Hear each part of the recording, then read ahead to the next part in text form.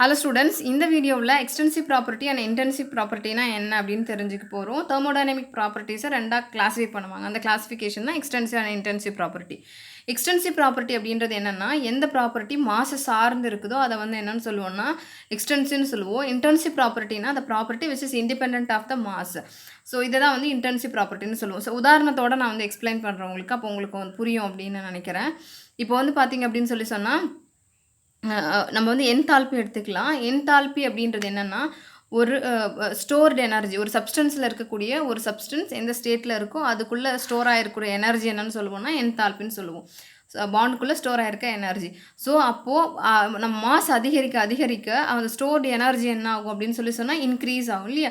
So அந்த மாதிரி தான். அப்போது என்தால்பி அப்படின்றது வந்து ஒரு extensive property. It depends on the mass அப்படின்னு சொல்கிறோம்.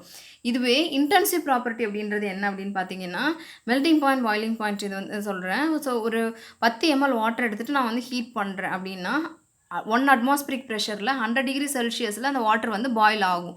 ஸோ அப்போ வந்து இதே நான் 1 லிட்டர் எடுத்துக்கிட்டனாலும் நான் ஹீட் பண்ணுறேன் அப்படின்னா அதே 1 அட்மாஸ்பிரிக் ப்ரெஷரில் என்னது 100 டிகிரி செல்சியஸில் அந்த வாட்டர் பாயில் ஆகும்.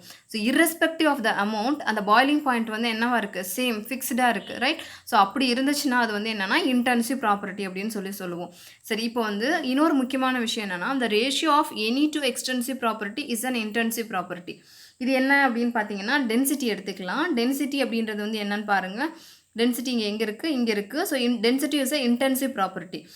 இது எப்படி இன்டென்சிவ் ப்ராப்பர்ட்டின்னு சொல்கிறோம் அப்படின்னு பார்த்தீங்கன்னா, mass by volume is density. நமக்கு தெரியும் ஃபார்முலா. மாஸ் அப்படின்றது என்னது, எக்ஸ்டென்சிவ் ப்ராப்பர்ட்டி. வால்யூம் அப்படின்றது வந்து என்னது அப்படின்னு பார்த்தீங்கன்னா extensive property. So 2 ratio of any two extensive property is intensive. அதனால தான் டென்சிட்டி என்னன்னு சொல்கிறோம்னா இன்டென்சிவ் ப்ராப்பர்ட்டின்னு சொல்கிறோம். அதே மாதிரி தான் ஹீட் கெப்பாசிட்டி அப்படின்றது என்னது, எக்ஸ்டென்சிவ் ப்ராப்பர்ட்டி. மாஸ் அப்படின்றது என்னது அப்படின்னு சொன்னால் எக்ஸ்டென்சிவ் ப்ராப்பர்ட்டி. ஸோ நீங்கள் என்னென்னா ஸ்பெசிஃபிக் ஹீட் கெப்பாசிட்டி எங்கே இருக்குதுன்னு சொல்லி பாருங்கள். ஸ்பெசிஃபிக் ஹீட் கெப்பாசிட்டி அப்படின்றது வந்து ஒரு இன்டென்சிவ் ப்ராப்பர்ட்டி. ஸோ எப்படி வந்து கெப்பாசிட்டி, ஸோ இது வந்து என்ன அப்படின்னு சொல்லி பார்த்தீங்கன்னா, heat capacity divided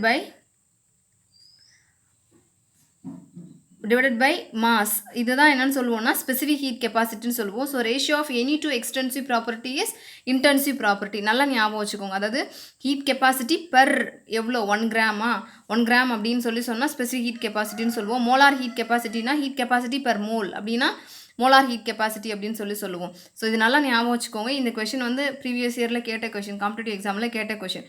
so specific capacity, heat கெப்பாசிட்டினா என்ன, ஹீட் கெப்பாசிட்டினா என்ன அப்படின்றது உங்களுக்கு புரியும்னு நினைக்கிறேன்.